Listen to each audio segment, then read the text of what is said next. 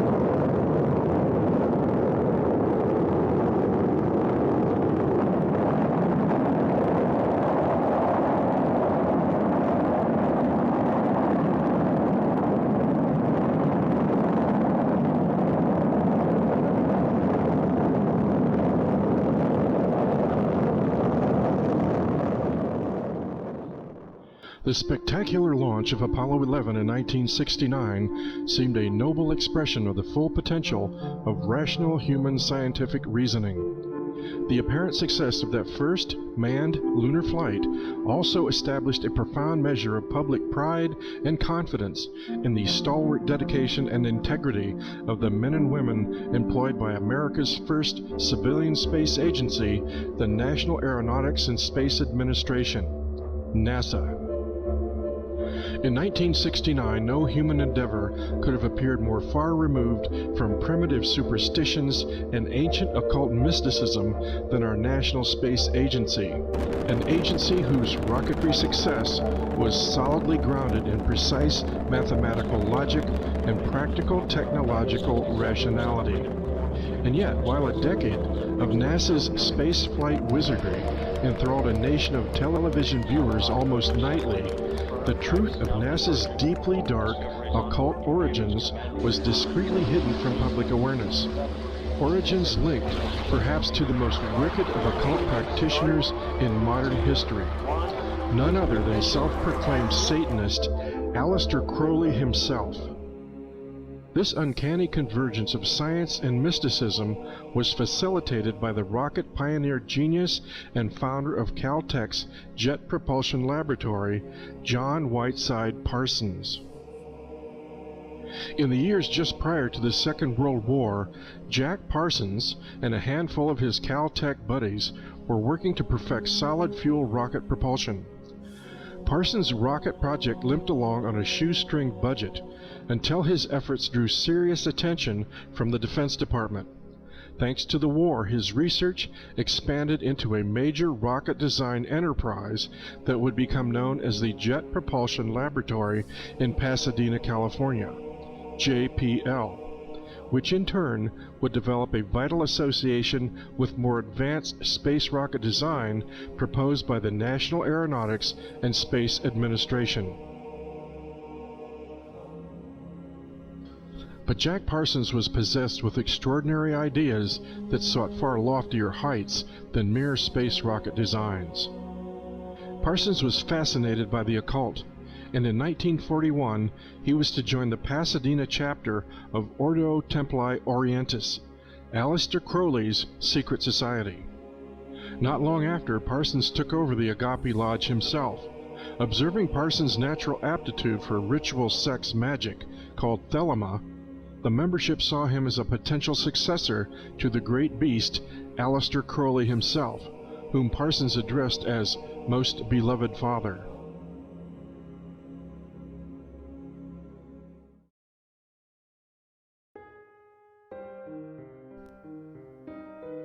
Born on October 12, 1875 in Warwickshire, England, Aleister Crowley was an English occultist, ceremonial magician, poet, painter, novelist, and mountaineer.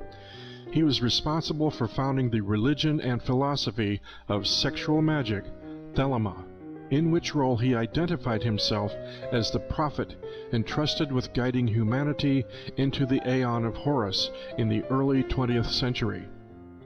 In 1898 he joined the esoteric Hermetic Order of the Golden Dawn, where he was trained in ceremonial magic. Like many of that era, Crowley was something of a crusading militant intellectual, determined to break down the conventions of accepted social morality. Later he traveled to Mexico and then India to study Hindu and Buddhist practices. In 1904 he married Rose Edith Kelly, and they honeymooned in Cairo, Egypt. In the Great Pyramid, Crowley conducted an occult ritual intending to access supernatural powers. The black magic ritual held in the Great Pyramid marked an unexpected turning point in Crowley's life. The following day he recounted, "Rose got into a strange state of mind. I had never seen anything like it before. She kept on repeating, dreamily yet intensely, 'They are waiting for you. They are waiting for you.' When Crowley asked Rose who was waiting, she kept repeating that it was Horus, an Egyptian god. Rose knew nothing of magic and even less of Egyptology, making it highly unlikely that she was receiving a message from the gods. But to test what Rose was saying, he took her to the Cairo Museum. And although Rose had never visited the museum before, she rushed through the rooms filled with ancient artifacts, until suddenly she stopped dead before case number 666. "There he is," she insisted. Within the case was the image of the god she claimed to have seen in her vision, the god Horus. Over the next 3 days, at precisely the same time, an unearthly voice dictated to Crowley the Book of the Law, the book that would become the Bible of his new religion.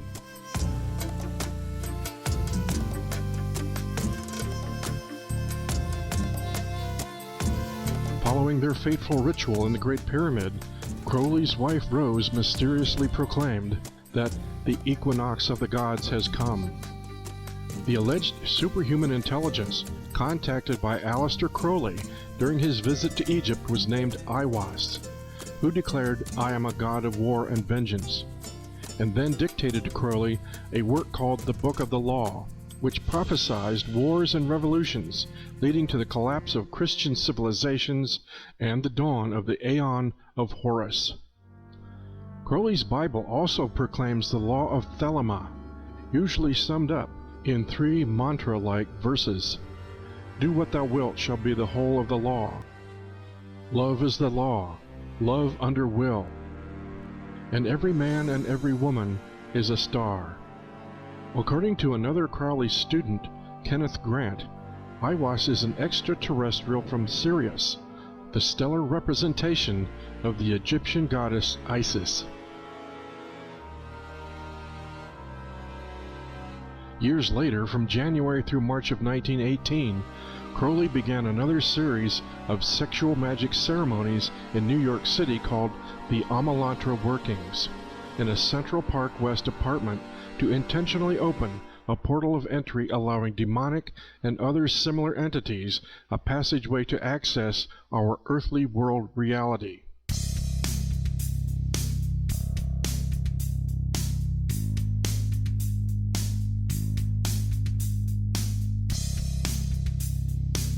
Crowley was convinced that seeking contact with supernatural beings offered the only salvation to the human race.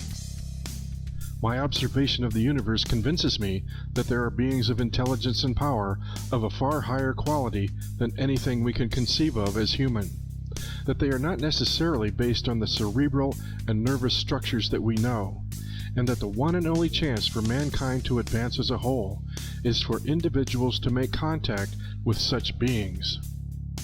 His ritual in New York, established contact with an entity called Lam. Lam being a Tibetan word for pathway or pathfinder. Lam was considered to be of interdimensional origin, which was the term then for extraterrestrial. Crowley's drawing of Lam bears a striking resemblance to what has become commonly referred to as the Gray Aliens. Slight-bodied, big-headed, large dark-eyed mannequin creatures which are primarily an American phenomenon. And it is interesting to note that all the Lam workings were done in America. Reports of these UFO-associated entities later became prevalent in the popular culture of the 1980s thanks to Whitley Strieber's best-selling book, Communion, as well as many of the Hollywood alien movies that would follow. The rift in between the spaces of the stars, created by the Amalantra working, opened a gateway through which Lam and other extra-cosmic influences could enter the known universe, and more specifically, our Earth-world reality.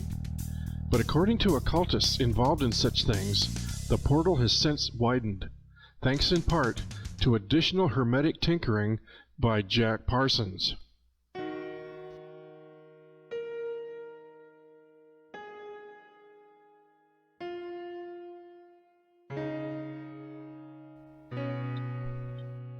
By 1945, Jack Parsons was high priest of Crowley's Agape Lodge in Pasadena, where he was joined by L. Ron Hubbard, later founder of Scientology. Impressed by Hubbard's exuberance and energy, Jack wrote in a letter to Crowley, "I deduce that he was in direct touch with some higher intelligence. He is the most thelemic person I have ever met, and is in complete accord with our principles." He was soon initiated into the secrets of the Ordo Templi Orientis and made Parsons' magical partner. Together, Parsons and Hubbard hatched a sordid sex magic scheme called Babylon Working to bring forth the Antichrist and Apocalypse. Babylon meaning Gateway of the Gods. But even Crowley expressed his misgivings about this project, stating in a letter, "Apparently Parsons and Hubbard, or somebody, is producing a moonchild. I get fairly frantic when I contemplate the idiocy of these louts." A moonchild is a human vehicle for a demon seed, not unlike Rosemary's Baby. From the diaries of the participants, it was also clear that they were not as adept as Crowley in the closings of portals. What their amateur efforts may have accomplished was the drastic enlargement and ripping of an existing magical portal, and the subsequent non-closure of it. Perhaps the rip they created was not possible to close. In any event, the modern UFO era began exactly a year and a half later, on June 24, 1947, with Kenneth Arnold's sighting over the Cascade Mountains in Washington State, as well as the UFO crash at Roswell, New Mexico.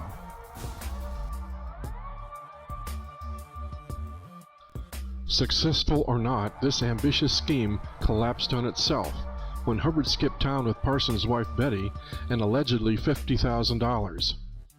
Later, Hubbard claimed he was operating on orders from the Navy to break up the black magic cult at JPL. But despite their lofty hermetic ambitions, the lives of Crowley, Parsons, and Hubbard all came to tragic ends. Aleister Crowley died a destitute heroin addict in 1947. In June of 1952, Jack Parsons was killed in what was claimed to be an accidental explosion in his home laboratory. The FBI quickly moved in and mysteriously seized all his records and notes, which remain classified to this day.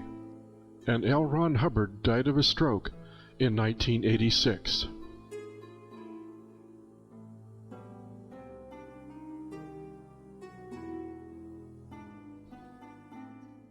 Following Crowley's fateful ritual in the Great Pyramid in 1904, his wife Rose proclaimed that the equinox of the gods has come. According to the Book of the Law that he transcribed, the rulership of three gods has held a determining force on the fate of the world throughout human history.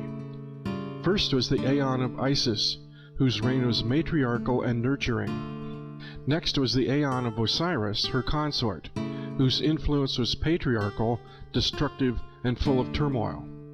The Aeon of Horus, child of Isis and Osiris, was ushered in by Crowley, and is the age we live in today. Horus, as ruler, is but a child, and throughout this age we will witness the child maturing, and thus the stability of the world solidifying gradually into more harmonious new ways of thought. However, the Aeon of Horus will be preceded by an era of great violence, aggression, and fire.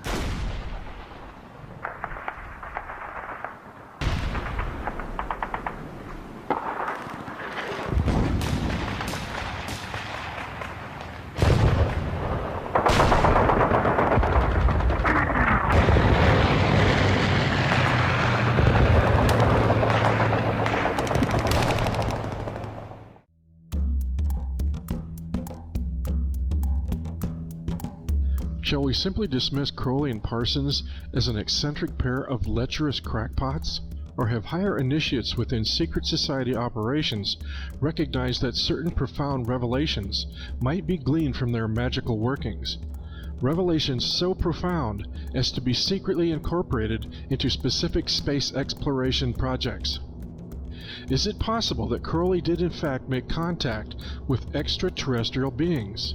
And was he alone in his efforts? In 1919, just 1 year after Crowley's Amalanthra workings in New York City, members of an occult group in Germany called the Vril Society claimed to have established telepathic contact through trance medium Maria Orsic with beings from the Aldebaran star system in the constellation of Taurus. These aliens were said to have actually gifted the Vril Society with flying saucer technology. Even famed German rocket engineer Hermann Oberth himself admitted the success of German technological advances during the war was thanks in part to the people of other worlds. And later, following World War II, there evolved a curious convergence of American and Nazi technologies within NASA's space rocket development programs. Was merely building more superior rockets than the Russians the driving motivation for such an odd alliance? Or was it something deeper, darker, and far more occult? And more than that, just what explains the driving motivation behind the relentless perpetuation of secret societies all throughout human history?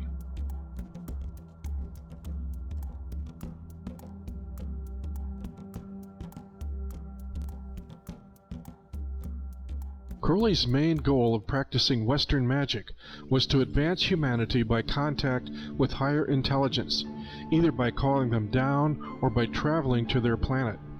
Crowley believed contact with these higher intelligences was attainable by becoming one with them, that is, by metamorphing into man-gods or supermen. This goal was attainable through the ancient systems of Hebrew and Babylonian Kabbalah and other forms of metaphysical science.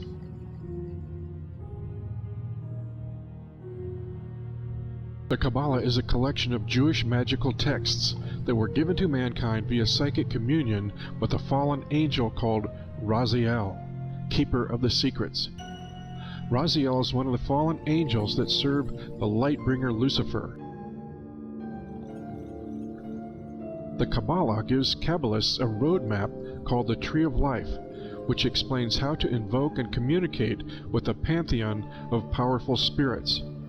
The magical information in the Kabbalah originates from Babylon and ancient Egypt at the time of the pharaohs. The Holy Grail sought by the Knights Templar in the secret chambers under Solomon's Temple was not gold and treasures. It was instead the Hebrew Kabbalistic text itself, which contains secret alchemical codes with which physical matter can be transformed molecule by molecule by the use of incantations of ancient Hebrew letters and numbers. The secret codes to gain mastery over the illusory nature of reality itself. This was the heart of Crowley's ritual magic, as well as Freemasonry's.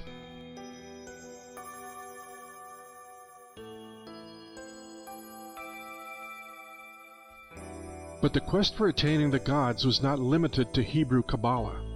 A powerful impulse to access its supernatural roots appeared in Germany after the turn of the 20th century. Disaffected with the gross materialism of rampant industrialization, the German people sought new doctrines that would restore lost links to their true cultural heritage. In 1881, Madame Helena Blavatsky claimed to have traveled to Tibet and there to have been initiated into the secrets of spiritual masters she called the Hidden Elect.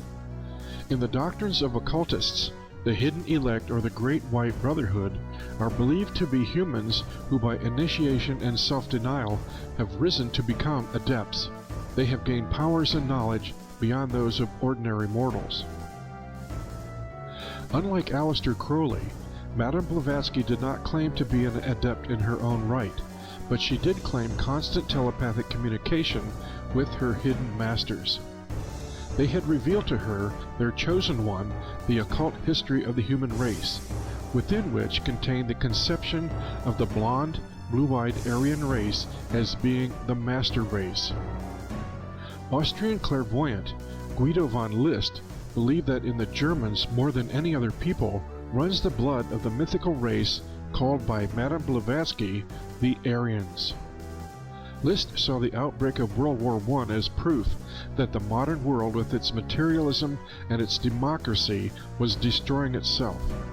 But out of war and destruction would come the victory of the German cause and the beginning of an Aryan millennium. List revived the prayer of the 16th century philosopher and heretic Giordano Bruno. Old Jove, let the Germans realize their own strength, and they shall not be men, but gods. Like Aleister Crowley and Madame Blavatsky, List's psychic research has led him to believe in the existence of a hidden elect. His visions of the ancient Germanic tribes had revealed to him an elite class of priest rulers called the Armenenschaft. The role of the Armenenschaft was to preserve the occult knowledge of the Germans' Aryan ancestors.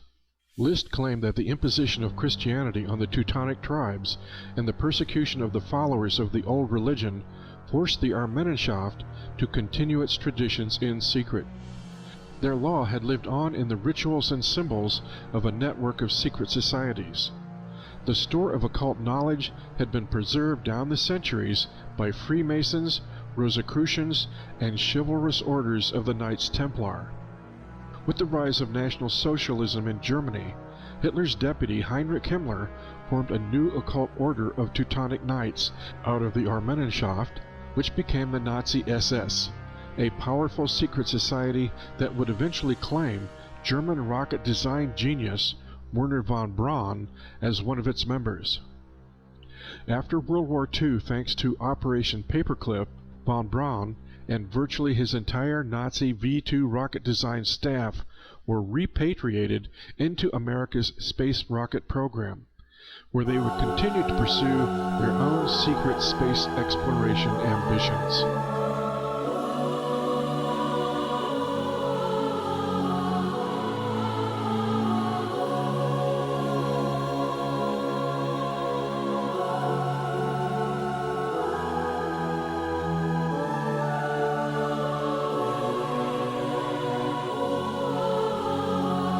The whole history of the occult is a legacy of daring exploration. From the Knights Templar seeking out hidden chambers under King Solomon's temple, there arose a secret society brotherhood determined to seek out the lost mysteries of ancient alchemical magic. Christopher Columbus followed Templar traditions to set out for the New World.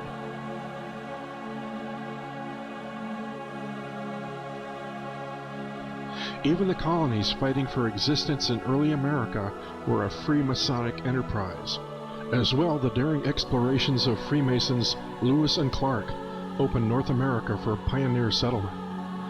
More recently, daring 33-degree Freemason Admiral Richard E. Byrd and his pilot Bernd Balken in 1928 dropped Masonic flags on both the North and South Poles. Balken even added his shrine Fez. In the Antarctic expedition of 1933, 60 of its 82 members were Freemasons, and on February 5, 1935, Byrd established the first Masonic Antarctic Lodge, number 777, of the New Zealand Constitution. Rare mention is given to the fact that in late 1938, just before World War II, Admiral Richard E. Byrd visited Hamburg, Germany, and was invited to participate in the pending Nazi Neuschwabenland Antarctic expedition. Despite his great expertise with polar exploration, Byrd declined the German invitation. However, in 1947, a United States Navy task force under his command was dispatched to the Antarctic for the alleged purpose of mapping the pole.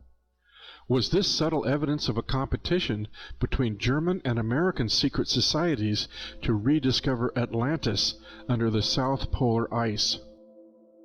In 1969, assuming the Apollo 11 astronauts actually landed on the moon, while Neil Armstrong hopped about on his moonwalk, 32nd degree Freemason astronaut Buzz Aldrin was performing a solemn Masonic ritual to honor Isis inside the lunar module.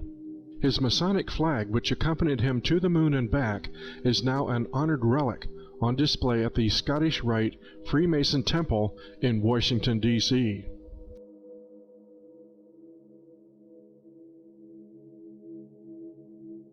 The Holy Grail, sought by secret societies and contained within Kabbalah or Middle Eastern Babylonian magic, was mastery over materia prima, the very fabric of time and space.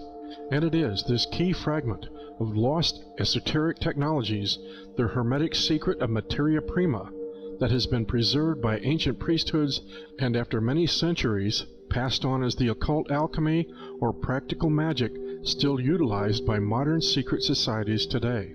Common occult symbols variously represent materia prima, or the unseen hyperdimensional physics that drives our physical reality.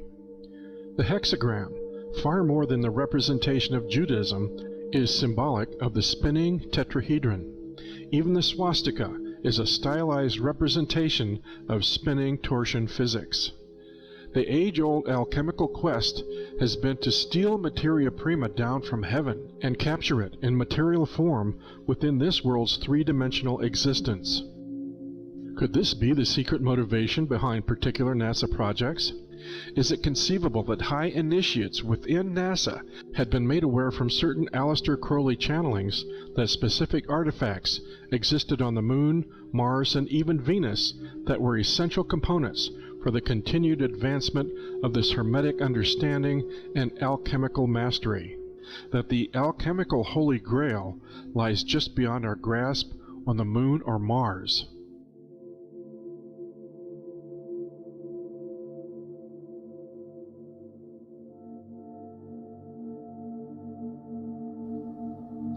Just prior to World War II, when Jack Parsons was experimenting with rocket engines in Pasadena's Arroyo Seco, on the other side of the country, 33rd degree Freemason and head of the National Science Foundation, Dr. Vannevar Bush, was working with noted Harvard astronomer Dr. Donald Menzel to develop the differential analyzer, an analog computer capable of predicting centuries ahead the future positions of stars and planets from any point in the solar system, an indispensable tool that would eventually allow NASA to accurately predict planetary configurations related to flight mission specifics, not to mention arcane astrological configurations.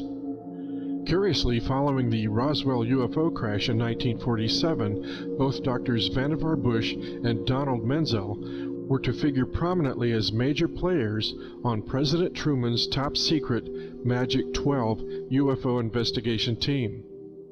By 1958, the distinctly civilian National Aeronautics and Space Administration, NASA, was born with ambitious plans for both manned and unmanned space exploration missions.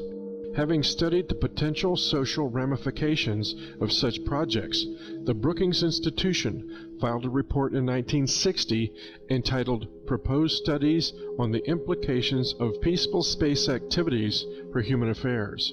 This report cautioned that anthropological files contain many examples of societies sure of their place in the universe which have disintegrated when they had to associate with previously unfamiliar societies espousing different ideas and different life ways. Thus, to avoid social disintegration, the Brookings Report recommended that discovery of any extraterrestrial life forms or their artifacts might be wisely withheld from general public disclosure. However, the report curiously made specific reference to the Moon, Mars, and Venus as being possible repositories for such extraterrestrial artifacts, almost as if knowledge of the existence of such artifacts had already been established and specifically targeted for recovery. Thus, considering the profound influence of Aleister Crowley over Jack Parsons at the inception of JPL, the Jet Propulsion Lab in Pasadena, and its subsequent intrinsic association with the National Aeronautics and Space Administration, NASA, do we dare surmise that major space exploration projects have been deeply influenced, if not directed, by Crowley's alleged associations with extraterrestrial or extra-dimensional entities? As early as 1918, Crowley's aliens revealed the existence of tantalizing artifacts on Mars.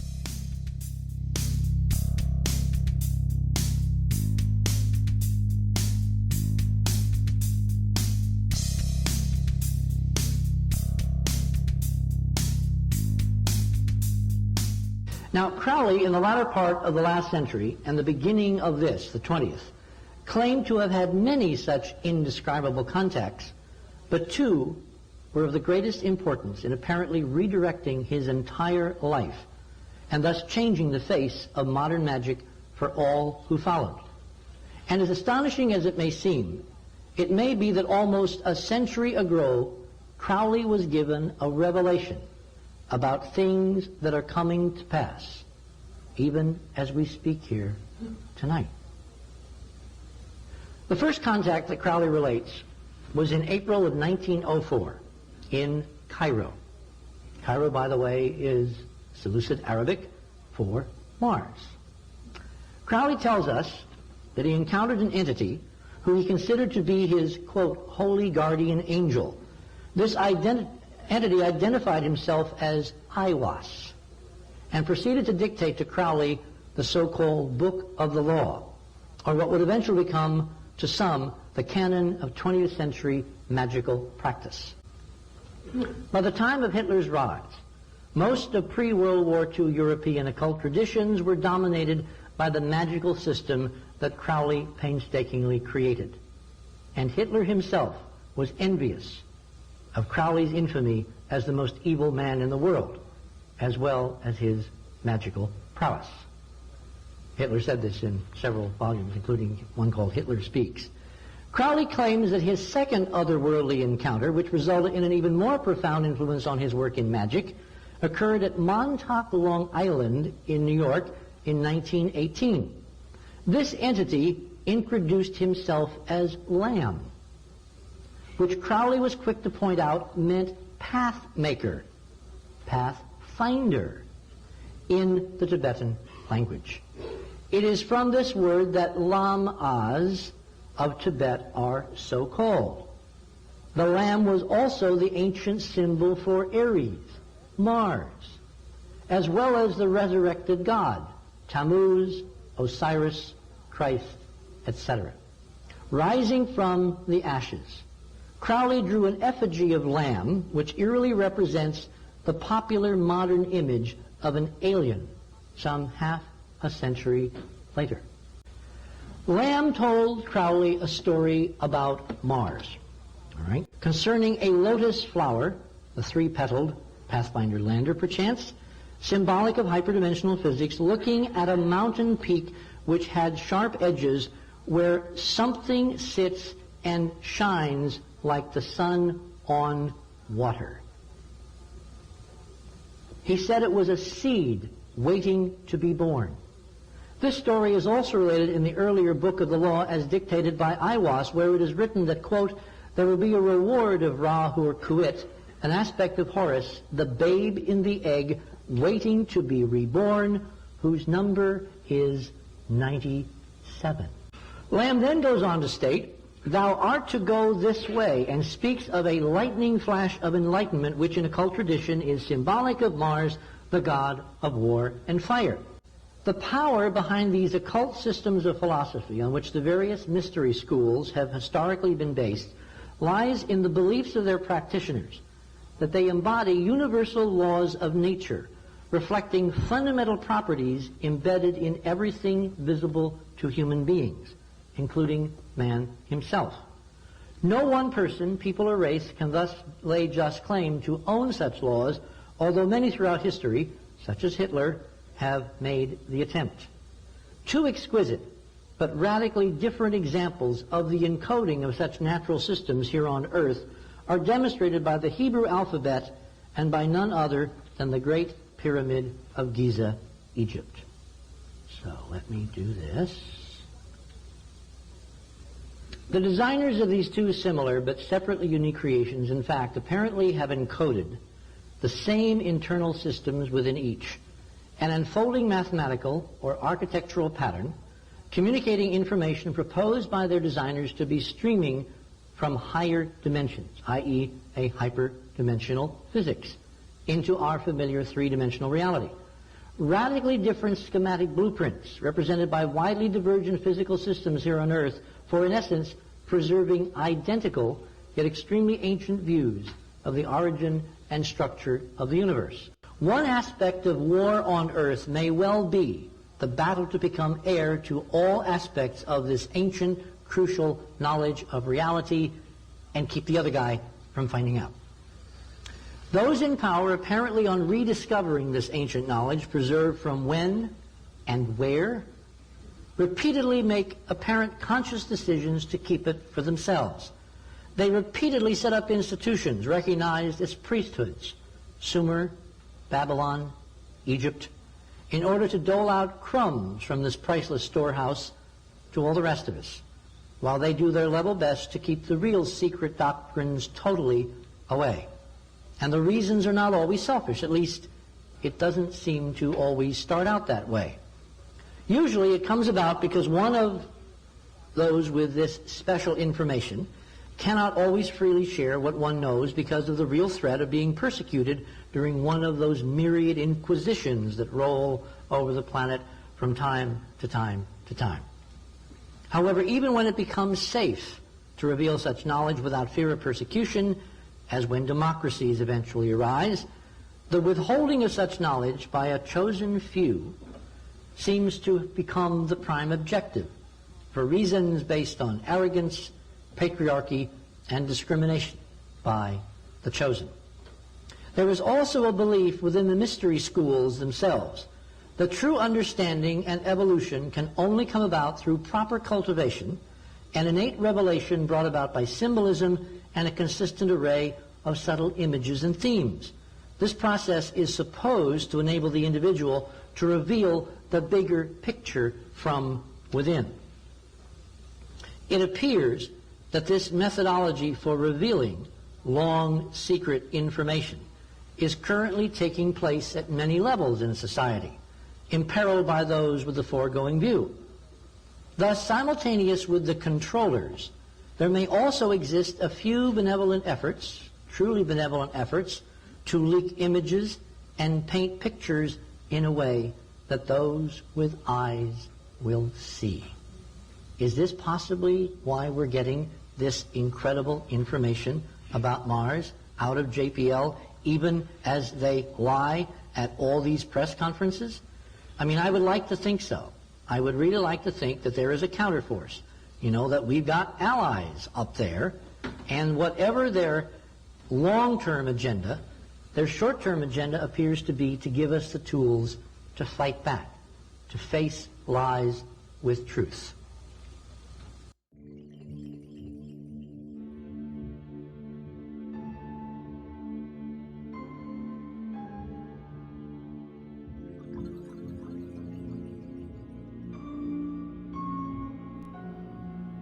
President John F. Kennedy was not a Freemason, and after only 4 months in office, he openly spoke out against secret societies.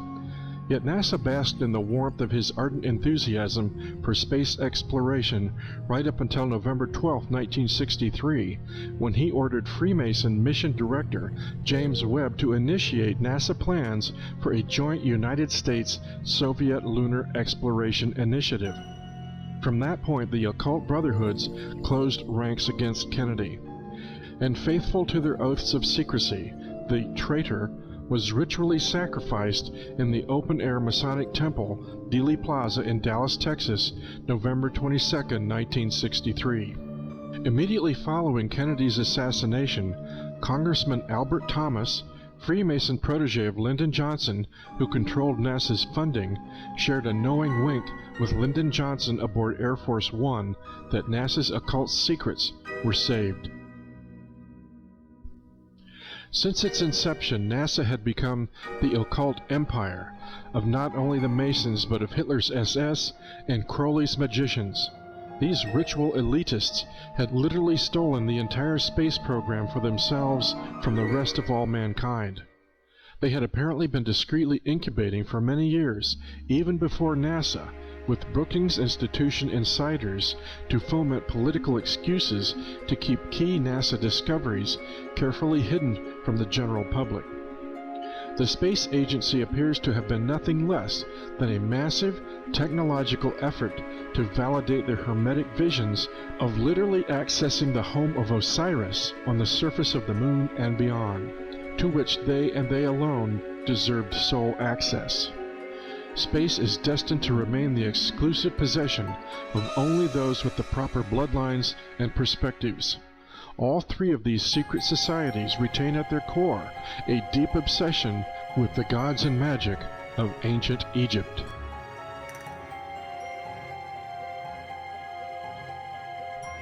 Thus, it should not be surprising to discover that the sole individual responsible for selection of the Apollo landing sites was himself an Egyptian. Dr. Farouk El-Baz was born in Cairo, Egypt, and educated in the United States. He was a geologist who taught in Germany and the United States before becoming involved with NASA's space program in 1967, when he applied for a position at Belcom, the corporation handling communication systems for the Apollo program. But after El-Baz came on board, Belcom's job description underwent a significant change. They were now suddenly in charge of selecting the actual landing sites for the Apollo program.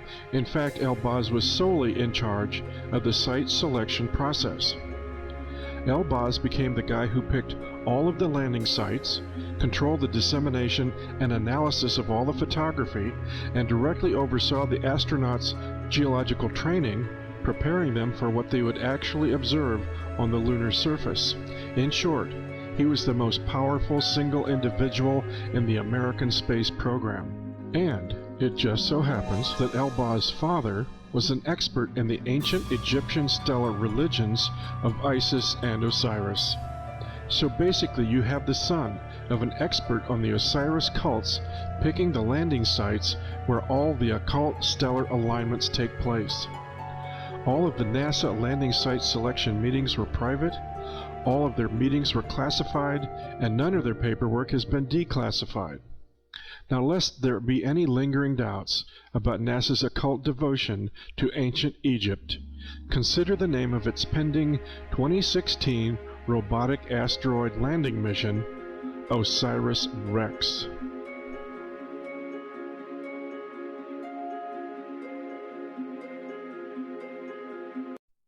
When I was talking with the gentleman from Belcom, and we were discussing the lie, everything he was telling me was different from what we were being told was the truth.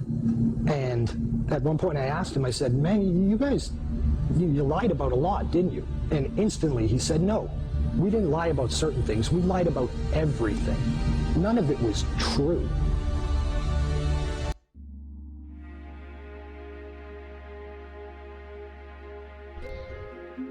Understand that those occult practitioners who already partially rule over nations and worldly governments have pretensions to absolute, omnipotent domination. This is the only thing which they have not yet achieved.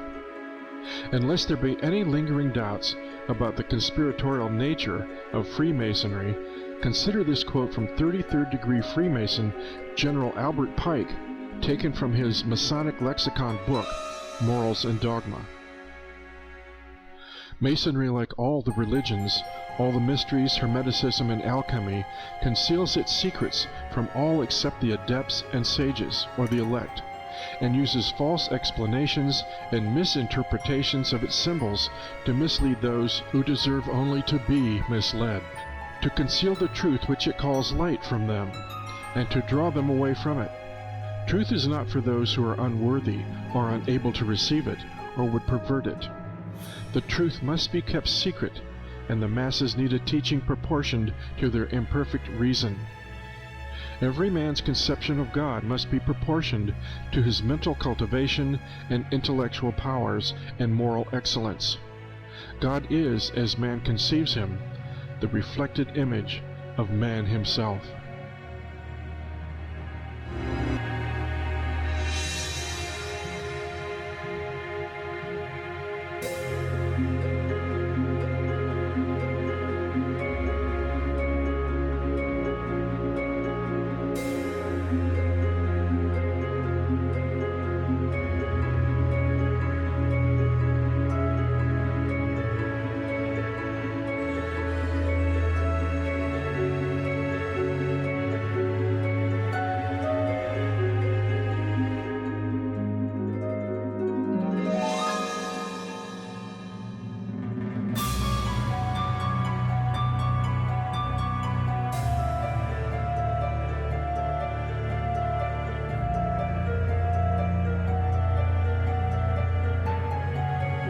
After more than 50 years, the UFO enigma has been thoroughly established in the popular media as being evidence of visitation by intelligent, off-planet life forms. That these are physical beings that inhabit far distant alien planets from within our own galaxy or possibly even beyond. Acceptance of this theory gives one at least a general sense of comforting remoteness to such alien life forms, that yes, their visitations may be random and unpredictable, but less threatening since they live so far away. However, given the extremely narrow limitations of our human five-sense perceptions, to assume such mysterious entities have the same physical limitations as we do might be very hazardous. Modern quantum physics is just beginning to confirm what was common knowledge to ancient alchemists, that we exist in an ocean of energy that they called ether, and that this ether permeating our world also reaches out even unto the stars. As well, the ancient alchemists fully understood that this etheric realm was vastly inhabited, and at least some of these entities, assumed by modern materialistic society to be remote extraterrestrials, are really non-physical spirit entities no more distant than our own living rooms. Of course, over the centuries, this knowledge of the etheric has been systematically removed from the general population and preserved in occult teachings for only the worthy high initiates of powerful secret societies. Actually, ancient shamanic adepts were skilled in communicating with the denizens of unseen worlds centuries before radio telescopes were even thought of. In fact, the rise of the so-called Age of Enlightenment and the advent of scientific thought may have been a clever alchemical deceit designed to inspire obsessive materialism, thus distracting the mass public mind away from higher esoteric spiritual knowledge, knowledge jealously guarded for only the loftiest occult initiates.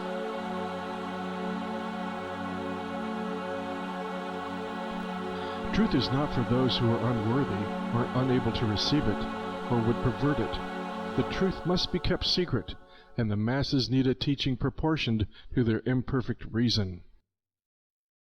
As such, perhaps the popular notion of alien abductions, heavily promoted by UFO research groups like MUFON, as well as the mass media, is also a deception proportioned for the imperfect reason of the unsuspecting public. Rational reductionist science for the last century has generally convinced modern culture that our five-sense 3D reality is all that exists, that life after death, telepathy, astrology, angels and demons are all so much medieval nonsense. Therefore, claims of alien abduction can only be evidence of some psychological aberration within the minds of the victims themselves. However, the amount of evidence amassed after years of abduction research clearly demonstrates that someone or something from outside our accepted physical reality is able to access and manipulate our physical reality in ways curiously similar to age-old accounts of demonological encounters. Were demons actually aliens, or are aliens actually demons?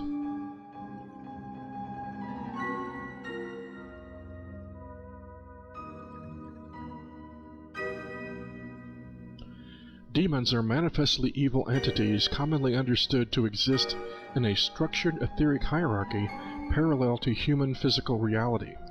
As such, they are said to be the subliminal architects of all human aggression, suffering, and misery. Demonic entities are known for their predatory cunning and deceptive machinations in human affairs. However, demons themselves may be the result of human creation. Fundamentally, humans are thought-creating beings living in a thought universe. We create everything in our world out of thought. The more human beings focus their awareness on something specific, the more certain it will actually manifest. Over time, however, thought-creating human awareness has become so profoundly identified with the illusory world of material creation that it has lost sentient connection with its original parent oneness. Yet its ability to manifest focused thought is no less potent. Ancient Egyptian and Babylonian magicians understood the power of collective thought and how it could be used to manifest thought-form entities. Given enough energy, such entities could become real, acting autonomously as if possessed with a life of their own. Since antiquity, these egregore, or thought-form entities, have grown ever stronger and all-knowing. Occult sorcerers, through ceremonial magic, sought to control these entities in order to gain rare knowledge and supernatural powers. The black magic practitioners, seeking to gratify their own ambitions, realized these entities could be programmed like computer software to be used for good or evil. In other words, the awesome power of collective human emotions can be harnessed to precipitate manifestations of benevolent angels, wicked demons, or even aliens from space. As well, the ancient traditions of accessing assistance from such powerful etheric entities are preserved and practiced by modern secret societies to this day. Satanists, the Dark Illuminati, the Black Magic Masters are able to conjure these denizens from hyperdimensional space to do their bidding.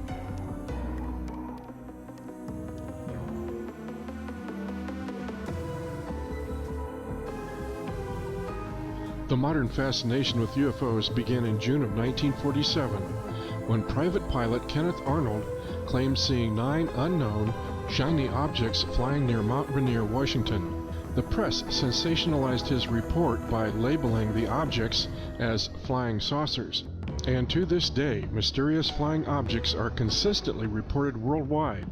And although these objects have become generally accepted as visitors from outer space, only a handful of researchers have dared to offer a deeper, darker explanation for this phenomenon. While the main thrust of UFO research has been preoccupied with crashed saucers, alien bodies, back-engineered anti-gravity technologies, and secret Nazi flying discs, a significant mystical aspect to ufology has been virtually ignored. But 1947 was also significant as the year of notorious British Satanist Aleister Crowley's death. Little mention is made in UFO research to a ritual magic ceremony performed in New York in 1918, whereby Crowley allegedly opened a dimensional portal to alien entities. Styled as the Alamantra workings, Crowley's ritual accessed an etheric entity called Lamb, whose image bore a striking resemblance to alien entities that 70 years later would become popularly known as the Greys.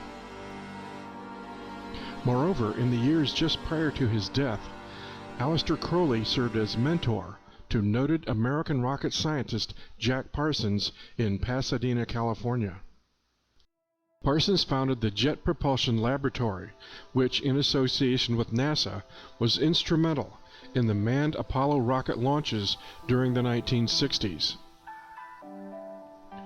But aside from rocket design, Parsons was also Grand Master of Crowley's Ordo Templi Orientis, Satanic Lodge in Pasadena. As well, Parsons and Scientology founder L. Ron Hubbard in 1945 also conducted ritual sex magic workings deliberately intended to invoke the Antichrist.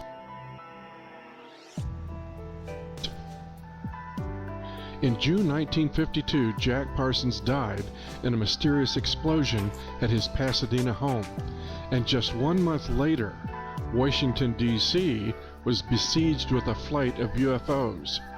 An innocuous coincidence? Perhaps. But there is nothing innocuous in the disturbing similarity between alien abductions and occult satanic initiation rituals.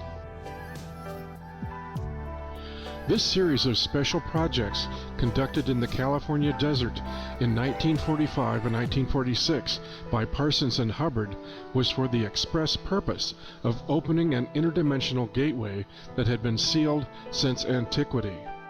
This would allow other dimensional entities called the Old Ones access to our time-space continuum, resulting in extra-dimensional contact.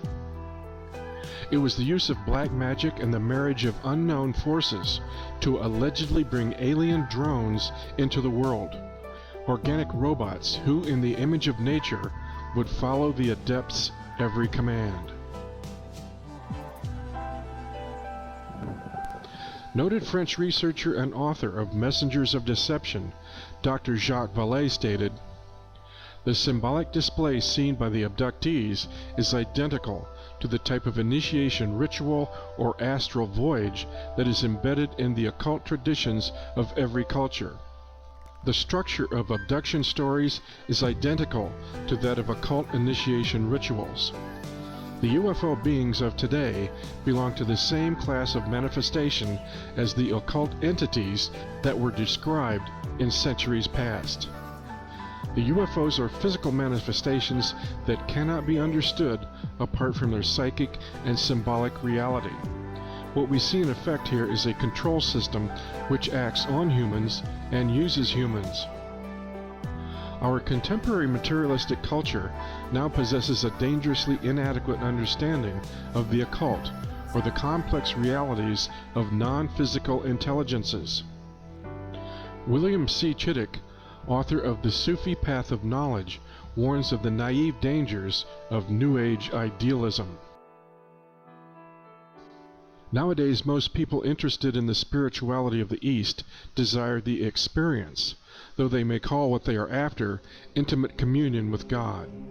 Those familiar with the standard norms of spiritual experience set down by disciplined paths like Sufism are usually appalled by the way Westerners seize upon any apparition from the domain outside of normal consciousness as a manifestation of the spiritual. In fact, there are innumerable realms in the unseen world, some of them far more dangerous than the worst jungles of the visible world.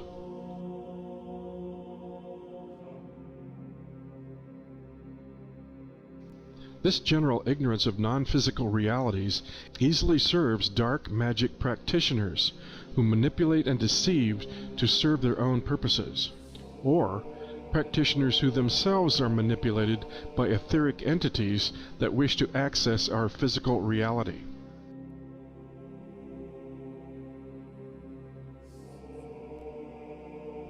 And UFOs themselves are a seductive display of incomprehensible magic. A general consensus seems to agree that UFOs are craft that possess the ability to appear as physical objects that simultaneously manipulate time and space so as to become invisible or perform maneuvers that defy our current understanding of physics and nature. But the darker side of this phenomena is the abduction scenario, reported by millions of people all over the world, regardless of time, race, culture, and upbringing.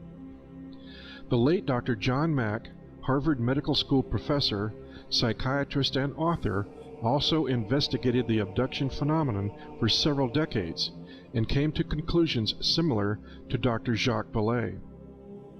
His contributions to the study of ufology and alien abductions is greatly respected. In an interview with Nova Online, when asked if the phenomena was literally physical or psychological, Dr. Max stated that, yes, it's both literally physically happening to a degree, and it's also some kind of psychological, spiritual experience occurring and originating, perhaps, in another dimension. And so the phenomenon stretches us, or it asks us to stretch to open to realities that are not simply the literal physical world, but to extend to the possibility that there are other unseen realities from which our consciousness, our, if you will, learning processes over the past several hundred years have closed us off.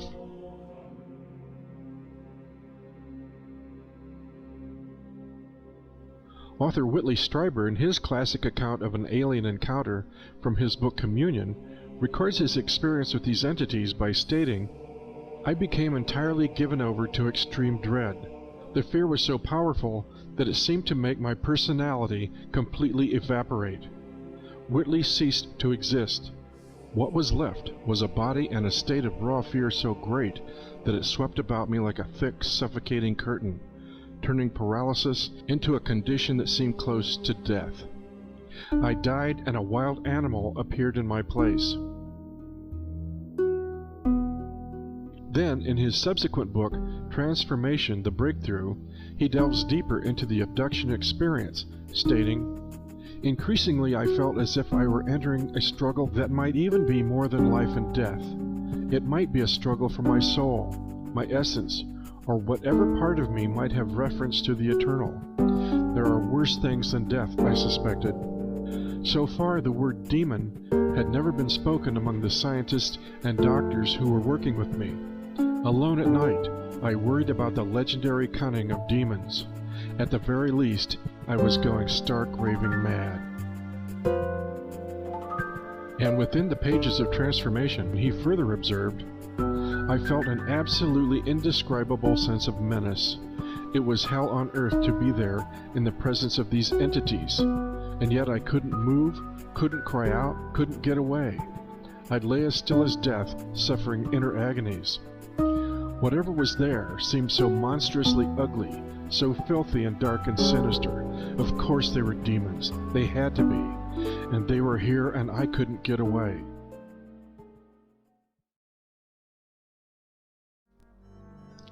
According to many researchers in the field, and even the people who have directly experienced this phenomenon, all seem to agree that there is a spiritual element guiding this phenomenon. It is clear that there is a metaphysical nature to the UFOs and the alien abductions themselves. Furthermore, the startling similarities between this phenomena and the occult and other historical, mythological accounts of direct contact with demonic entities should be alarming.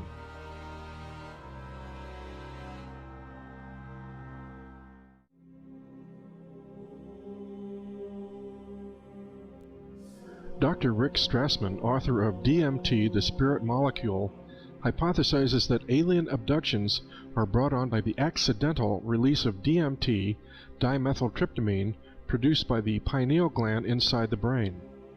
While conducting DMT research in the 1990s at the University of New Mexico, Dr. Strassman advanced the theory that a massive release of DMT from the pineal gland prior to death or near death was the cause of the near-death experience, NDE phenomenon. Several of his test subjects reported NDE-like audio or visual hallucinations, while others also reported contact with other beings, alien-like, insectoid or reptilian in nature, in highly advanced technological environments where the subjects were carried, probed, tested, manipulated, dismembered, taught, loved, and even raped by these beings. It's interesting to note how similar the accounts of his test subjects who were administered DMT intravenously are in comparison to what can be found in abduction research. DMT is certainly a mystery molecule that seems to open doorways into another world or reality. However, Strassman's theory that abduction experiences are brought on by the accidental release of DMT seems to be short-sighted when taking a closer look into the alien abduction scenario. Does DMT simply generate vivid hallucinations, or is it actually a chemical gateway for consciousness to access hyperdimensional realities? DMT research raises the question of the nature of consciousness as well as the nature of physical reality itself. Does our accepted three-dimensional reality actually interface with multiple hyperdimensional realities that our physical senses simply cannot perceive? Such a physiological limitation places the average human at a distinct disadvantage to unseen predatory dangers. But are there techniques one can employ for protection from menacing hyperdimensional alien denizens?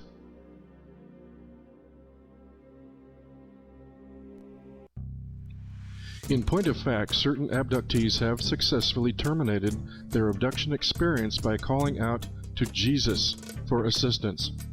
This is important considering that certain higher spiritual forces also exist. As well, there is power in specific sounds. The name Jesus was created by the Greeks to have high vibrational energy. The vibrational tone of E in all languages means to separate, and Sus, or Zeus, means to bring together. As well, abductees have reported that anger or getting upset at the entities does actually help.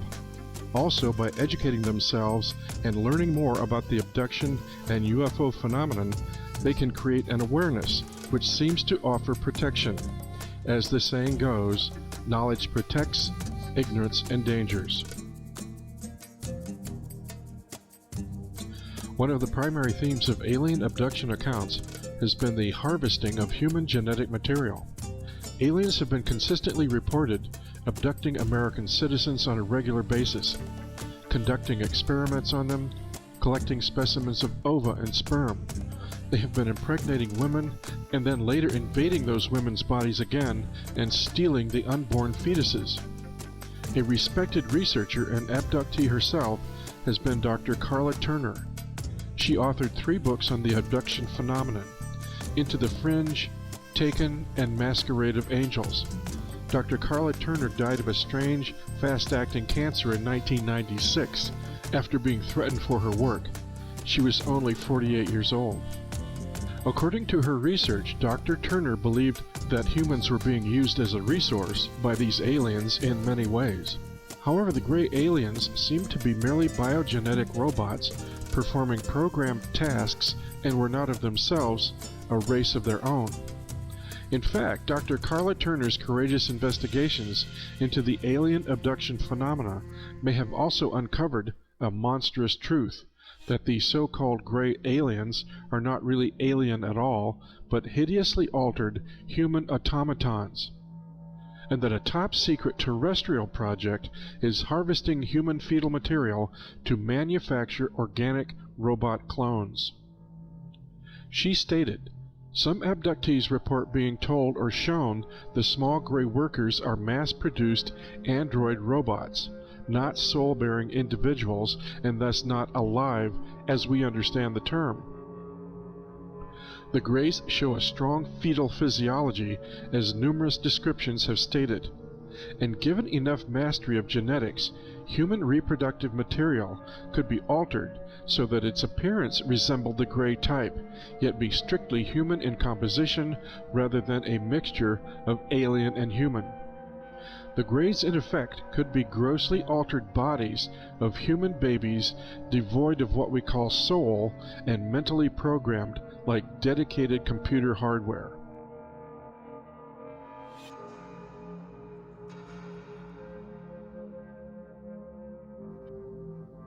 Even Colonel Philip Corso, author of the book The Day After Roswell, admitted that the recovered bodies from the Roswell UFO crash were biological robots.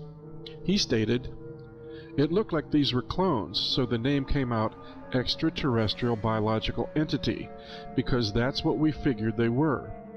We never used the letters ET, there was no such thing. They were clones. They didn't look like clones, they were clones. We figured they were created by some other intellect.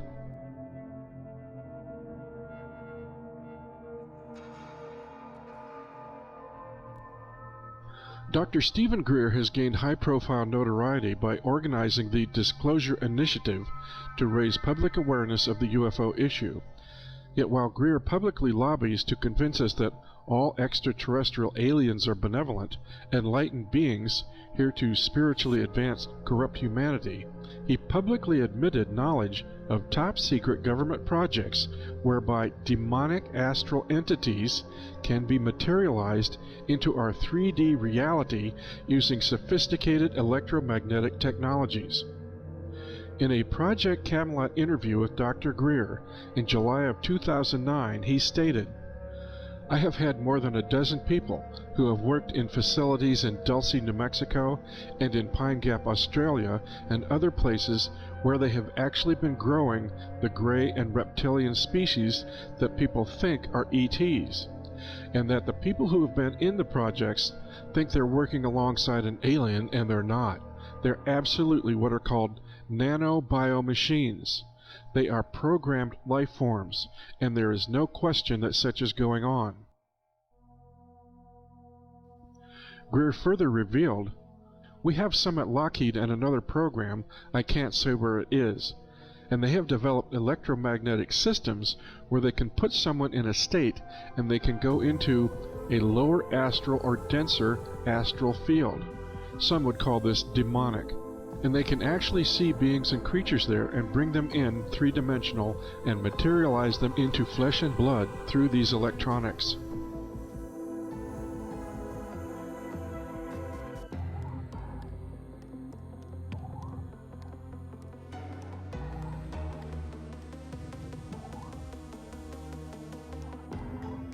Former FBI Director J. Edgar Hoover stated, "The individual is handicapped by coming face to face with a conspiracy so monstrous he cannot believe it exists. The American mind has simply not come to a realization of the evil which has been introduced into our midst. Demons don't just happen, they are deliberately invoked." In 1939, astrologer Wilhelm Wolff described a secret research program within Adolf Hitler's Third Reich with ambitions to combine sophisticated, high-tech military science with occult black magic, to harness not only natural but supernatural forces, all intellectual, natural, and supernatural sources of power, from modern technology to medieval black magic, and from the teachings of Pythagoras to the Faustian pentagram incantation, were to be exploited for the interests of final victory.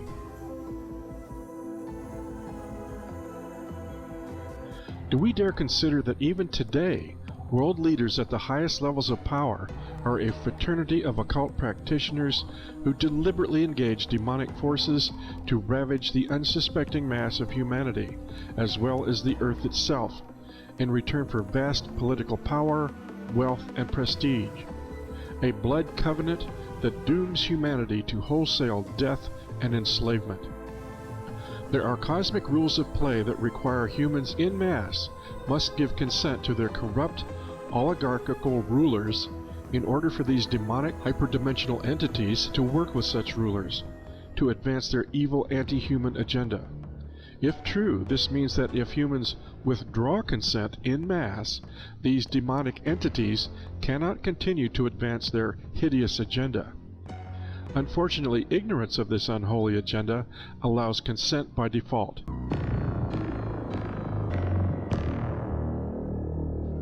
The Holy Bible bluntly states, "Our contest is not against flesh and blood, but against powers and principalities, against the world rulers of this present darkness, against spiritual forces of evil who live in heavenly places."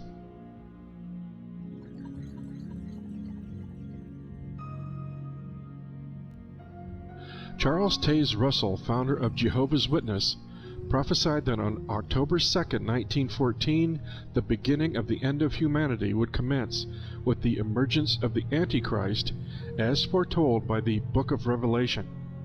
Jack Parsons was born on that prophetic day.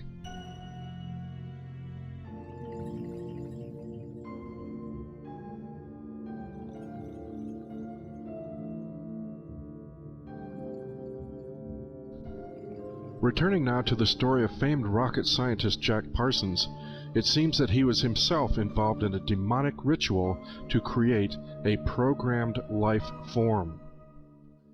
Parsons had a sex magic partner in the Ordo Templi Orientis Lodge named Marjorie Cameron. While staying with a friend in Hollywood, Marjorie confessed that she had been part of the Babylon working ritual. She said that it had been devised by Jack Parsons, L. Ron Hubbard, Aleister Crowley, and Manhattan Project scientists based at the Los Alamos Atomic Bomb Research Unit, headed by Jewish scientist Robert Oppenheimer. Marjorie confessed that during the Babylon working ritual, assisted by L. Ron Hubbard, Jack Parsons had sexually impregnated her at the point when the spirit of the Antichrist was bestowed upon him. Cameron Parsons had been made pregnant with the child of the Antichrist. On a 40-day pilgrimage in the Mojave Desert, the place where Area 51 now resides, Parsons summoned forth Babylon, the Scarlet Woman, the whore of the Apocalypse, the consort of the great beast Satan. According to Hubbard, during the ritual he saw Parsons rip a hole in space-time and something flew in.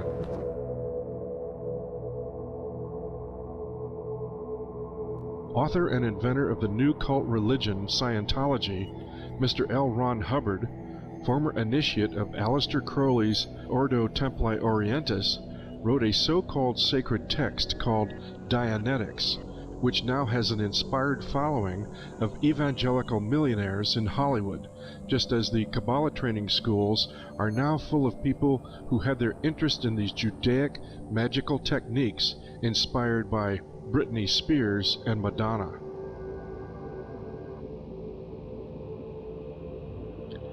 This giant Babylon working ritual saw Parsons, aided by his magical protege, L. Ron Hubbard, project their astral bodies into the dark abyss of Lucifer.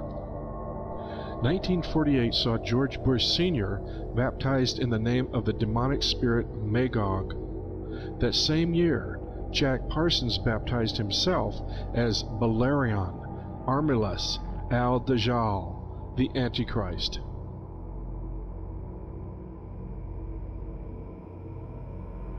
Parsons' twisted intent was to breed what the Kabbalah calls a golem. A golem is an artificially created humanoid, usually made from dead human body parts, which is animated by the magician chanting incantations and mantras.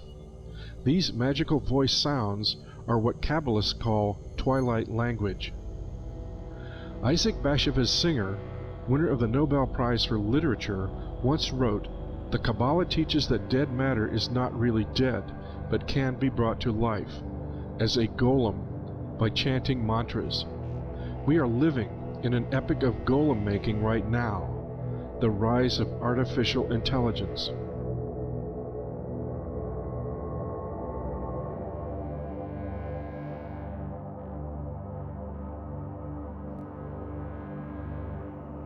Jack Parsons told his former master that the fetus of the golem was later extracted from the womb of Marjorie Cameron Parsons by government agents who delivered it to a special team at the Manhattan Project atomic bomb facility.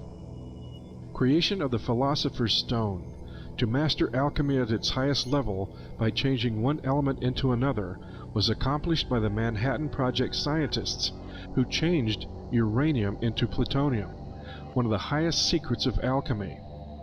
And where did the alchemical masters of the S1 Committee of the Manhattan Project meet? They brought their occult science talents together in the chalet at Bohemian Grove. While men wearing owl masks and black robes listened to the manic laughter of Satan, it was at Bohemian Grove where the consummation of thousands of years of alchemical atomic research took place, nothing less than the birth of the bomb. The power of the atom was harnessed by the United States Army's Manhattan Project during the war, and on July 16, 1945, in an act of wanton technological sorcery, that power was unleashed with the Trinity atomic bomb test in New Mexico. a group of American scientists led by Dr. J. Robert Oppenheimer gathered in a remote area of New Mexico at the 33rd parallel known as Jornada del Muerto, or Journey of Death. There at 5:29 a.m. on July 16, 1945, the military detonated the first ever atomic bomb.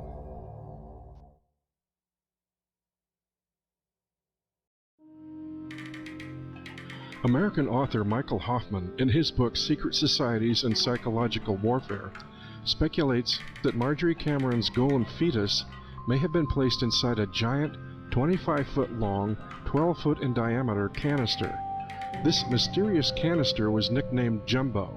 It was made of solid lead and cement. It is conceivable that the fetus was placed in the center of this canister and irradiated with the blast of the world's first atomic bomb, thus infusing the demon child with what Kabbalists called the demonic force of atomic fire.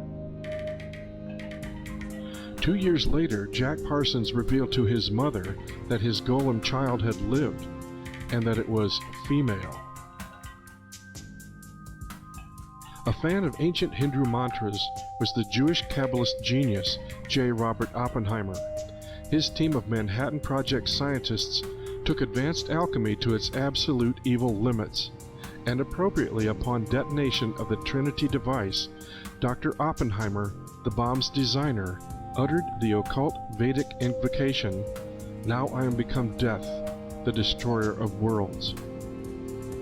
Oppenheimer and his group of scientists called the first atomic bomb Trinity, but was this in reference to the Christian Trinity, or was it in reference to the great beast, the Scarlet Woman, and the Antichrist?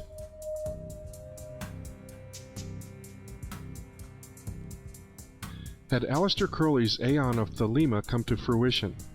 Thelema is the Greek word for willpower. As Crowley predicted, it appears we are in the age of Thelema, where the whole of humanity is now at the mercy of the demons his black magic has unleashed.